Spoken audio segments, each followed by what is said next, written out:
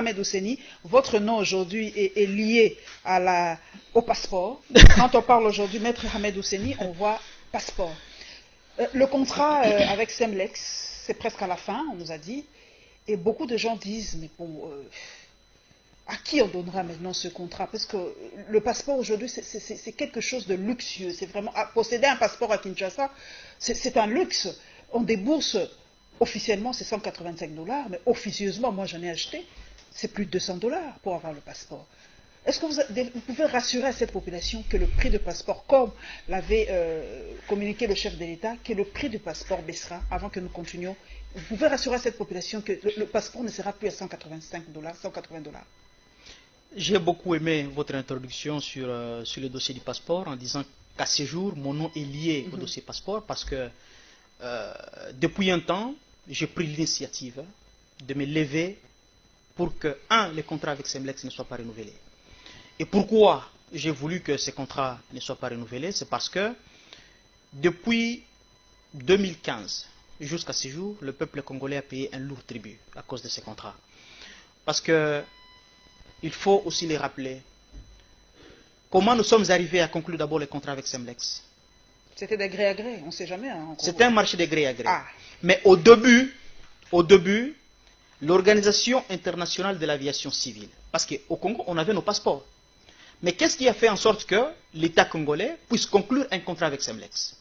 C'est parce que l'Organisation internationale de l'aviation civile, qui édicte les normes sur, dans le monde entier. Dans le monde entier sur les trafics aériens, avait édicté un principe pour que tous les passagers soient désormais identifiés sur un passeport biométrique. Alors que nos passeports d'avant n'étaient pas des passeports biométriques, étaient des passeports semi-biométriques. C'est dans cette perspective qu'en 2015, l'État congolais était obligé de trouver un fournisseur de passeports. Et à l'époque, l'État congolais a désigné un consortium de groupes, un consortium de sociétés commerciales du groupe belge Semlex, à ce que ces consortiums soient notre fournisseur. Et l'État congolais et le groupe Semlex avaient alors conclu un contrat de gré à gré. Qu'est-ce qui était écrit dans ces contrats? Ces contrats étaient un BOT. Un BOT, c'est-à-dire Build, Operate and Transfer. C'est-à-dire Semlex ne devrait pas seulement se limiter à fournir le passeport à l'État congolais, mais aussi à transférer les savoir-faire, à transférer les données techniques à l'État congolais à l'expiration des contrats, pour que l'État congolais soit en mesure de produire lui-même le passeport à l'expiration du contrat. Mais en contrepartie, Semlex avait apporté un investissement de plus ou moins 222 millions de $ américains. Et dans ces contrats, le prix du passeport congolais était bien fixé. C'était à combien? C'était à 185 $ américains. Mais déjà, de par ces montants de 185 $ américains, Madame Paulette Kimoto, le passeport congolais était devenu le passeport le plus cher du monde. Parce que quand vous consultez nos passeports aujourd'hui, un passeport congolais n'a que 15 petits feuillets, 15 seulement. Alors que le passeport américain a plus de 15, a plus 25, 20 et consorts. Et en plus, notre passeport, qui n'est même pas puissant, comparativement au passeport français, passeport britannique. On en sait quelque chose. Alors, lorsque en 2017, ce conflit avait éclaté, parce que souvenez-vous, Madame Paulette, vous êtes l'une des figures emblématiques de la presse congolaise, et vous suivez quand même l'évolution de notre vie politique. En 2017, les conflits avaient éclaté au Parlement, où certains députés avaient même réclamé la résiliation pure et simple de ce contrat, parce que c'était un contrat léonin. À l'époque, moi j'étais encore aux études, je faisais encore mes études doctorales en droit. Je me suis dit, je ne peux pas me limiter à ce niveau. Je me suis battu pour obtenir l'instrumentum, les contrats qui étaient conclus par les deux parties.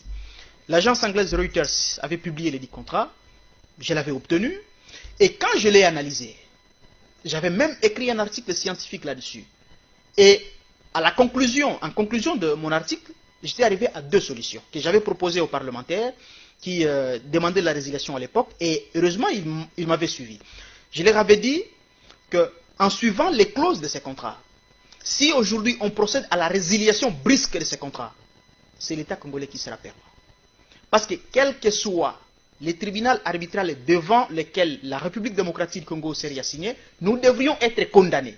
Et par conséquent, nous devons prendre notre mal à patience que ces contrats qui n'avaient qu'une durée de 5 ans, qu'il arrive au bout, qu'il arrive à l'échéance, et nous-mêmes, nous allons reprendre les choses en main, encore que dans les contrats, il est prévu qu'à l'issue de ces contrats, c'est-à-dire les 11 juin ici 2020, c'est-à-dire dans quelques jours, ces contrats vont prendre fin, toutes les infrastructures, toutes les données techniques et même le savoir-faire qui servent à la production de passeports congolais deviendront de plein droit la propriété exclusive de la République démocratique du Congo.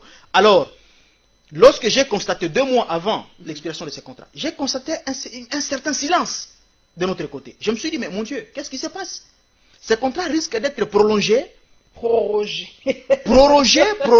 alors que le peuple semble encore être perturbé avec cette histoire de coronavirus. Voilà pourquoi je me suis dit, je ne serai pas seul dans ces combats, il faut que je puisse m'élever, il faut que je puisse rappeler à notre coalition politique Cap pour le changement. Parce qu'en décembre, lorsque nous tous nous étions candidats, avec le président Félix Tshisekedi, nous avons promis au peuple congolais que nous allons mettre fin à ces contrats. Alors, je n'ai pas voulu que ces contrats, encore avec des aléas politiques, ils pouvaient être renouvelés en catimini sans que le peuple ne le sache. Et heureusement que le président de la République, que j'avais saisi par ma correspondance du 24 avril de l'année en cours, a fait droit à ma correspondance. Le président a déjà pris sa décision de principe que les contrats ne seront pas renouvelés. Et aujourd'hui, nous sommes en train de réfléchir sur les modalités d'après-contrat. D'abord, Semlex doit nous apporter toutes nos infrastructures, parce que madame, ça c'est la question la plus importante. On en reparlera, maître. Voilà. Revenir sur les passeports. Maître Ahmed Ousseni, le marché de Semlex, vous l'avez dit, était de gré à gré à l'époque. Est-ce qu'aujourd'hui, est-ce que vous avez déjà lancé, comment on appelle ça, l'appel d'offres pour le passeport, ou la production du passeport reviendrait à la République démocratique? L'appel d'offres n'est pas encore lancé. Okay. Le marché de gré à gré, un autre marché de gré à gré n'est pas encore conclu non plus.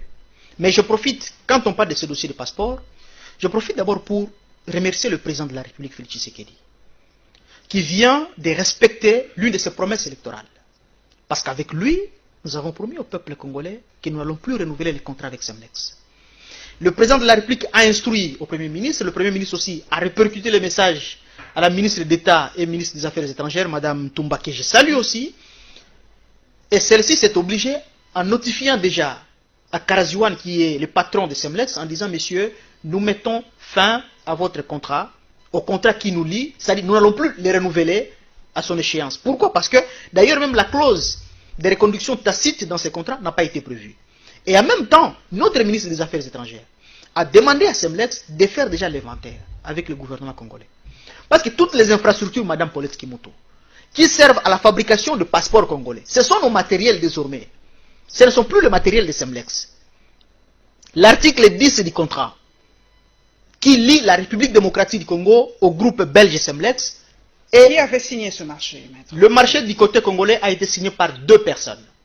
A été signé, 1 par le ministre des Affaires étrangères à l'époque, Raimo Chibandantonga Moulongo, et 2, Henri Yav, qui était notre ministre de Finances. Ce sont les 2 personnes, ce sont les 2 personnalités qui nous avaient officiellement représentés, bien qu'il y avait encore d'autres personnes en coulisses. Mais nous avons suivi aussi la traçabilité de cet argent avec Semlex, 2% ça va chez qui, c'est là, nous avons tout suivi, hein, comment on s'est réparti l'argent des passeports. Mais quel est le prix idéal, Ahmed Ousseni, pour un passeport? Ça doit coûter combien pour cette population? Le prix idéal. Le prix d'abord qui était prévu dans les contrats de 2015. Le prix du passeport congolais était prévu à 185 $ américains. Cet argent, comment est-ce qu'il était réparti? L'argent était réparti, 120 $ américains devraient revenir à Semlex. 65 $ seulement à la République démocratique du Congo. Madame Paulette Kimoto, quand vous faites les calculs, vous allez constater que Semlex a gagné presque 10 milliards de dollars américains pour le nombre de passeports fournis, et l'État congolais s'est retrouvé avec des miettes. Et on nous dit, bon ça va, les infrastructures nous reviendraient. Mais déjà, l'investissement de Semlex n'était que de 222 millions de dollars américains. Ils ont gagné 15-10 fois plus avec la production des passeports. Mais c'est au-delà, des milliards. C'est ça encore revient cette problématique. C'est là que ça revient encore cette problématique de l'attribution des marchés aux étrangers. On n'en disconvient pas. Aujourd'hui, la grande bataille maintenant qui se trouve, c'est l'après-contrat. qu'est-ce qui sera fait? Il y a trois hypothèses. Est-ce que l'État congolais prendra l'option ou privilégiera l'option de produire lui-même ce passeport ici à l'hôtel de Monnaie parce que nous avons les moyens? Les investigations, les données à ma possession. Biométriques chez mais nous? si nous produisons d'abord notre argent ici, on produit l'argent, à fortiori les passeports. Mais l'argent n'est pas biométrique. Je peux paraître bête, mais je me pose la Mais question. déjà, le matériel qui servent aujourd'hui à la production de passeports congolais sont désormais le matériel de l'État congolais. On ne peut plus aujourd'hui nous avancer la raison qu'il n'y a plus d'infrastructures parce que nous avons déjà ces infrastructures-là. C'est comme ça que dit l'accord. Déjà, Semlex nous a roulé. Je vous ai dit en liminaire de cette émission que les contrats qui étaient conclus étaient un BOT, Build, Operate and Transfer. Semlex ne devrait pas se limiter seulement à produire les passeports, mais aussi à transférer cette technologie. Mais hein. Le passeport congolais n'était même pas en train d'être produit ici chez nous, en République démocratique. C'est produit en Belgique hein? Non. Aussi? C'est en Yougoslavie.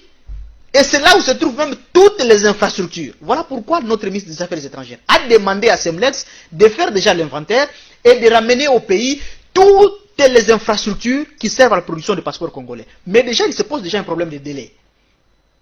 Il reste quelques jours, mais rien n'est encore fait. Est-ce que l'État congolais va privilégier l'option? Ça, c'est la grande bataille que je suis en train de m'investir maintenant. Est-ce que nous allons produire nous-mêmes nos passeports à des prix réduits comme le président de la République l'avait souhaité? C'est à combien? Le prix idéal, ça peut être à combien pour les passeports congolais doivent revenir même à 50 $ américains. Même madame. à 50 $ américains. Ok. Et à l'impossible, parce que nous avons déjà le matériel. L'État congolais ne peut plus nous dire non, nous devons encore acheter le matériel. Non. Nous avons déjà le matériel avec nous. Est-ce que l'État congolais va-t-il encore faire appel à un autre prestataire étranger du genre Semlex, c'est-à-dire déshabiller Semlex pour habiller notre prestataire étranger, allemand, américain, français, canadien ou qui? Est-ce que l'État congolais va-t-il procéder de quelle manière pour la production de nos passeports congolais? Voilà les hypothèses qui sont aujourd'hui sur la table. Moi, je suis de ceux qui pensent, quand vous lisez ma correspondance que j'avais adressée au président de la République, Félix Tshisekedi, en date du 24 avril de l'année en cours, j'ai proposé ma piste de solution là-bas. J'ai dit, monsieur le président, il y a aujourd'hui 10 solutions, 10 exigences qui doivent être faites. Ici, chez nous, au pays, le prix unitaire du passeport était fixé à combien? À 185 $ américains. Mais connaissant encore nos tracasseries administratives, il y a des gens qui déboursaient même jusqu'à 300 $ américains. Moi, chez nous, à l'étranger. Des 110 $. Vous avez dépensé des 110 $ américains. Moi, j'ai obtenu mon passeport, le passeport de mon épouse et le passeport de mes 2 enfants à l'étranger, et au total, j'ai dépensé 2500 $ américains pour 4 passeports. Vous pouvez vous imaginer.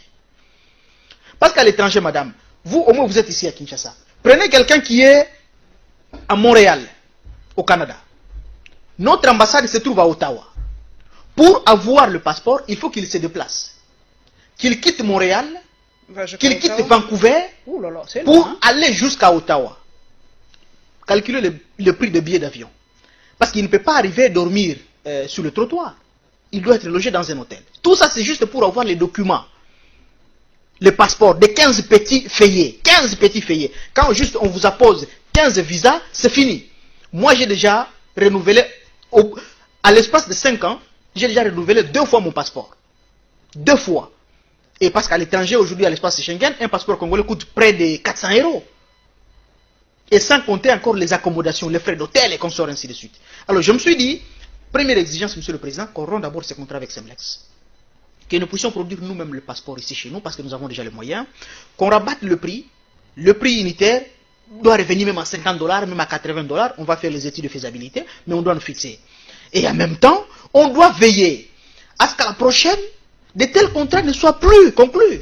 Comment se fait-il que tous les contrats sont pris par les étrangers? Toujours par la procédure de gré à gré.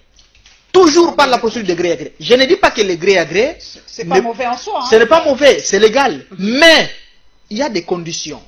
Quand on lit la loi sur la passation de marché public chez nous, il y a des conditions pour arriver au gré à gré. Mais on ne peut pas juste privilégier cette mode de passation de marché public. Est-ce que vous n'êtes pas menacé? Parce que nous avons vu, vous avez dit, il y a des milliards en jeu. Avec l'argent, on ne sait jamais. Est-ce que, personnellement, on ne vous menace pas par rapport à ce dossier? Une question de curiosité. Madame Paulette Kimoto. Est-ce que vous êtes menacé? Les jours que des coups de fil anonymes et tout ça par rapport à ce dossier? J'en reçois tous les jours. Mais ça ne me dérange pas. Ça ne me perturbe pas. Parce que Madame Paulette Kimoutou, les jours que moi j'avais pris la résolution de m'engager en politique, c'est ces jours-là que j'avais signé ma décision d'être ami des hôpitaux, être ami des prisons et être aussi ami des cimetières. Je ne crains pas. Parce qu'en politique, à partir du moment où vous avez un idéal, vous ne devez plus avoir peur. Moi, depuis 2017, je me suis investi dans ces dossiers. Et c'est parmi les sujets qui ont fait en sorte que moi je sois candidat député national. Parce que je voulais que les choses changent. Alors, le moment est venu, comment encore la peur doit m'investir? Comment encore la peur doit m'envahir? Pour que je puisse me taire comme tous les autres. Parce que madame, avant que moi je ne lève le ton, l'espace politique congolais était pratiquement silencieux. Quelqu'un d'autre n'a pas parlé de ce dossier? Personne d'autre. Personne d'autre. Moi je suis d'establishment. Je suis membre du CACH. J'ai parcouru, j'ai contacté presque tout le monde. Mais j'ai vu comment est-ce que les gens étaient envahis par la peur. J'ai dit, alors moi, je m'assume. Je prends mes responsabilités. Y compris même, mais le membre de ma famille m'ont interdit. En disant, un de mes grands frères qui est aujourd'hui traîné au Canada, il m'a dit, Ahmed, laisse cette histoire. Tu ne sais pas les intérêts qui sont derrière. Exactement, il y a beaucoup d'intérêts. J'ai dit, je n'ai pas de choix. Je n'ai pas de choix. Dieu de providence va s'occuper de mon épouse et de mes enfants dans les cas où quelque chose de malheur m'arriverait. Et le peuple congolais pour qui je suis en train de me battre, je pense qu'il restera quand même reconnaissant à l'égard de ceux que moi je laisserai sur cette Merci beaucoup, Maître Ahmed Husseini. Merci en tout cas d'être passé à la barre. C'est moi qui vous remercie, madame. Avant de clôturer, j'aimerais par exemple vous faire une petite révélation. Je vous en prie. La première fois que quand vous m'avez reçu sur votre plateau d'Info 7, c'était, si je ne m'abuse, en date du 11 août 2019. Ce jour-là, c'était le dernier jour de la clôture du mois de Ramadan 2019. C'est exactement encore comme aujourd'hui. Ah, c'est le Ramadan. Les jours encore de la clôture du Ramadan 2020. Wow. Nous avons reporté plusieurs fois notre rendez-vous. Il y a un moment, j'ai commencé à me patienter. Je me dis, mais mon Dieu, qu'est-ce qui arrive? Et ça tombe encore aujourd'hui. Le musulman du monde entier vient encore de rompre le mois de Ramadan. Ah. Donc, 2019, vous m'avez reçu à la clôture du mois de Ramadan. Et en 2020, ça tombe encore juste. C'est moi encore Ahmed Husseini sur votre plateau. Merci. Donc je profite de cette occasion. Je profite de cette occasion parce que cette opportunité merveilleuse qui se présente sur votre plateau, si vous pouvez me permettre, que je puisse adresser quand même mes voeux de bonnes fêtes à toutes mes sœurs et à tous mes frères de la foi islamique, de la République démocratique du Congo et d'ailleurs. Et je prie également à ce que Allah, le miséricordieux par essence et par excellence, puisse agréer nos jeûnes, puisse agréer nos prières, puisse également agréer toutes nos offrandes que nous avons effectuées durant le mois de Ramadan. Restons ensemble, prions pour notre pays, les enjeux sont énormes et nous serons en mesure de relever les défis avec l'assistance d'Allah. Voilà, merci beaucoup. Info 7, c'est l'émission Faiseur de Roi, hein, j'ose le dire, parce qu'on ne sait pas, peut-être le prochain Ramadan, il sera ministre, parce que moi j'ai reçu des ministres. Hein. Beaucoup sont passés par ici et sont devenus vice-ministres et ministres. Merci à Gabriel Chavani qui nous donne cette opportunité de recevoir des futurs ministres, des futurs cadres de notre pays. Et j'espère que votre téléphone sera toujours ouvert quand vous deviendrez ministre. Il sera toujours ouvert. Moi aussi, parce que vous avez cité le nom de Vieux Chabani Record. C'est un aîné à l'égard de qui j'ai beaucoup de respect. Je le salue aussi. Je salue aussi mon aîné Gilbert Biladi. Je salue toute l'équipe de Congo. Mon ami Manbeke qui me rend souvent la tâche difficile, mais je les salue quand même. Merci à vous, chers téléspectateurs. Merci, chères téléspectatrices, followers sur les réseaux sociaux. Merci à vous. Merci vraiment pour votre fidélité à cette émission. Restons branchés et prenons rendez-vous pour le dimanche prochain. Inch'Allah.